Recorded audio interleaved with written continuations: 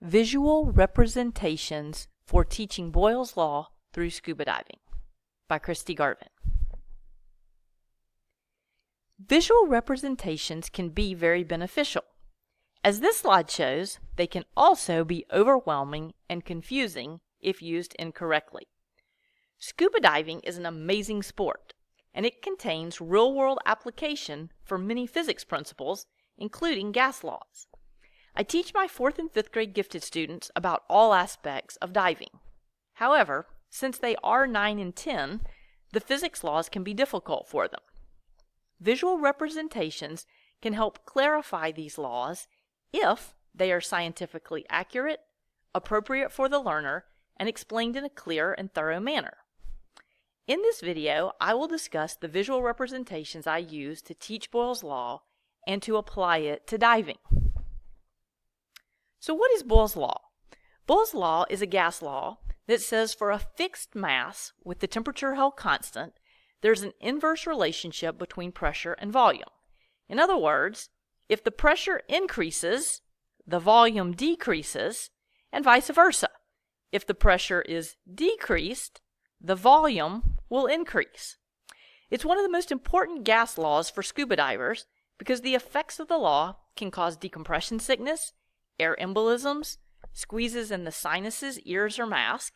It also affects how quickly the air in the tank is consumed. Boyle's Law represents different scales. On a macro or large level, there's things like air in the lungs, the air in the tank and how it changes with depth, using an airbag to retrieve an object from the ocean floor, and things like mass squeeze. At a much smaller or micro scale, Boyle's Law impacts things like the diffusion of nitrogen into the bloodstream and the tissues. Rapid ascension can prevent outgassing, and again you have Boyle's Law that can cause the nitrogen bubbles in the joints, other tissues, the heart, and even the brain. So in the first section, I'll cover how I use the visual representations to teach the concepts of Boyle's Law as it relates to scuba diving, and how I address the concept of scale through this topic. In the first section, I'll also show most of the images I use while teaching the topic and explain the importance of the order in which I use them. Finally, I'll point out the different levels of representation, examples of horizontal and vertical translation, and the functions being fulfilled by the use of multiple representations. The first visual representation I use with my students is something I call Squiddy. It's a macroscopic representation because it's basically a lab and it's large enough for the students to see, touch, and experience with their senses. Basically, I bring in a bottle and tell them that we have a new classroom pet named Squiddy, and as I talk to my squid, I tell it to be a good squid and go down to the bottom of the container to eat and then come up and talk to me, and seemingly the squid obeys my voice commands. I then tell the students that they're going to be able to have their own squids, but they can only take them home if their squids obey them as well as mine obeys me. So it's a completely open-ended inquiry activity, and the students have to try to figure out how to make the squids go to the bottom of the container and back to the top. They're very creative and end up testing lots of variables. The temperature of the water. Is it salt water or fresh water? The level of the water in the bottle, how the squid is constructed. They go through various things, and eventually the students begin to realize that the squid is constructed of a pipette with a hex nut around it, and if they observe carefully, they start to notice that if they put pressure or squeeze on the bottle, that more water is able to get up into the pipette, and the squid sinks. So it is a macroscopic representation that demonstrates Boyle's Law. In the second visual representation, students experiment with adding and relieving pressure to a box of Nerf balls. I also use this with other gas laws, but it is a macroscopic representation. The two activities together, Squiddy and the Nerf balls, are examples of horizontal translation because they're both macroscopic representations demonstrating the same core concept of Boyle's Law. The purpose of using both of these models is to construct deeper understanding. In the first model with Squiddy, students see the larger scale application of Boyle's law as they see the volume of air in the pipette compress, and with the hex nut on the pipette, that makes the squid heavy enough to sink. So they can see that. In the second model with the foam balls, they see the exact same thing. They see that when they compress the balls, the volume is less. But I also use this example to begin talking about the particulate level, what's happening with the molecules in Boyle's law. So I'm able to bring in scale and deepen their understanding. Both of these representations, however, are very conceptual with Boyle's law. The next representation I use is it's an animation, and it's designed to move us a little bit from the conceptual to a little bit more of a quantitative view. This representation is very busy. It combines symbolic representation, which is the graph, along with macroscopic, which you can see with the weights, the container. That's a macroscopic representation, the different variables. And then at the particulate level, you can also see what's happening with the molecules inside of the gas or liquid. Because the animation is so busy and it also has the element of movement, I show it to my students initially, but then I break it down and I show these two images along with it.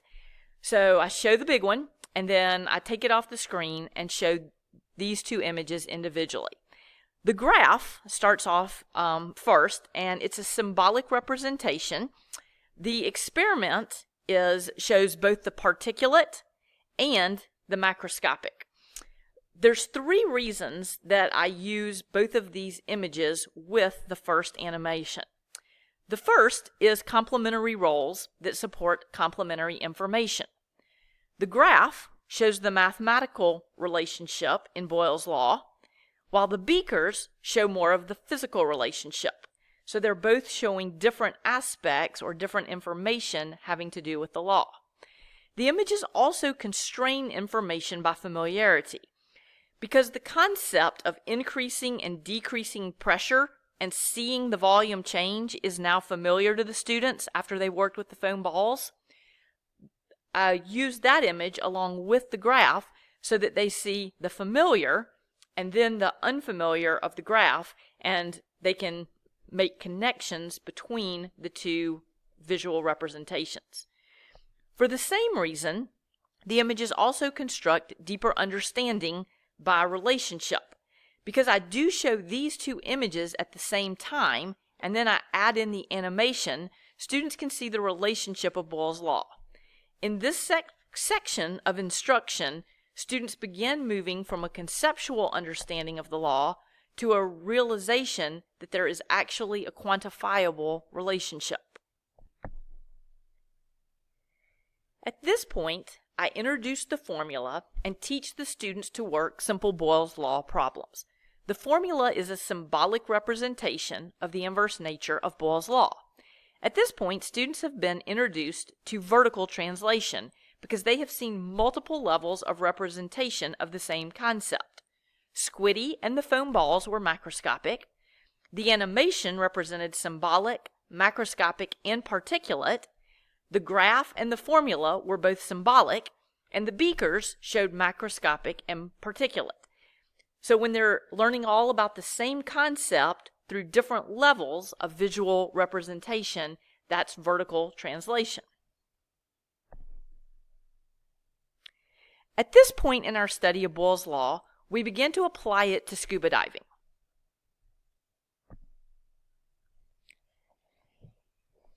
I start by showing the short video clip and asking students to describe what is happening and why they think it is happening.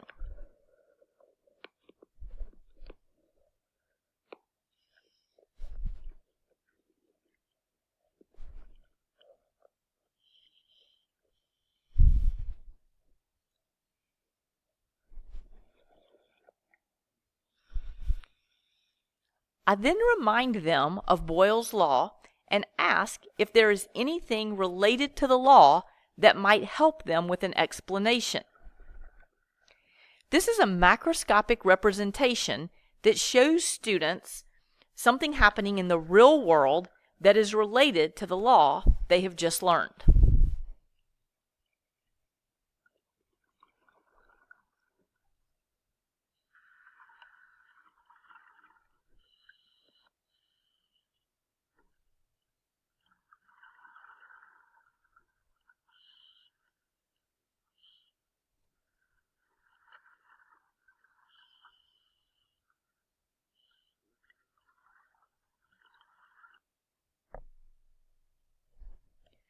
From this video clip, I move to these 4 images.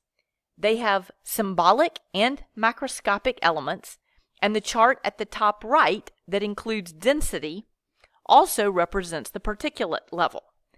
These 4 images show horizontal translation for both macroscopic and symbolic representations, because all of the images use both levels to explain the concept. That's horizontal. However, they also demonstrate vertical translation because each image contains more than one level of representation explaining the concept of Boyle's law. This can cause an increase in cognitive load, which is why I use all 4 images in a certain sequential order. I begin with the simplest image on the far left and use subsequent images to construct a deeper understanding of Boyle's law as it applies to diving. Each image is slightly more complex, and this extends the depth of understanding from the previous image. An example of some of the final images I use with Boyle's law are pictures to help students understand why the law is important to scuba divers. Although there are many physiological impacts from Boyle's law, these 2 pictures relate to decompression sickness and air embolisms in the lungs. The nice thing about the images on the right is that it's also a reference to Dalton's law, and I oftentimes use this image to bridge from Boyle's law to Dalton's law. Again, these images are both macroscopic and particulate, and they serve complementary roles because they each provide different information about the application of Boyle's law to medical aspects of diving.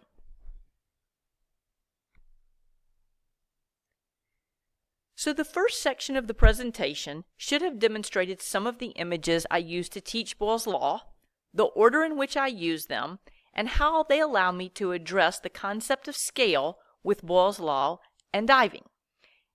It should also have demonstrated different levels of visual representation, horizontal and vertical translation, and the purpose of using multiple representations.